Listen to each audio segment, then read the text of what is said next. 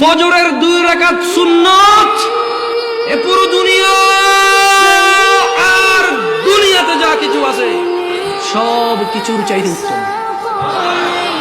তাহলে যে 2 রাকাত সুন্নত পৃথিবীর চাইতে উত্তম, ওই 2 রাকাতের সুন্নতের পরে যে 2 রাকাত ফরজ রয়েছে, এই ফরজের আল্লাহু আকবার কি দিয়ে মিটাবা?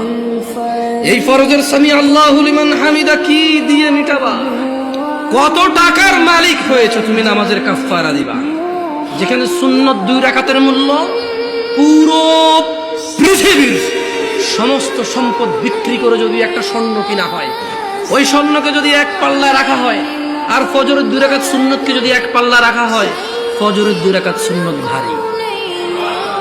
ওই সুন্নত এত ভারী হলে ওই ফজরের নামাজের ফরজ যেটা তুমি ঘুমের মধ্যে কাটিয়ে দাও, ওই 2 রাকাত ফরজের আল্লাহু আকবার, সামি আল্লাহু লিমান হামিদা, আত-তাহিয়াতু সুবহান রাব্বিয়াল আযীম, সুবহান রাব্বিয়াল আলা কি দিয়ে কিনবা তুমি? কি কয় টাকার মালিক হয়েছে যে 2 রাকাত সুন্নতই পুরো পৃথিবীর চাইতে উত্তম?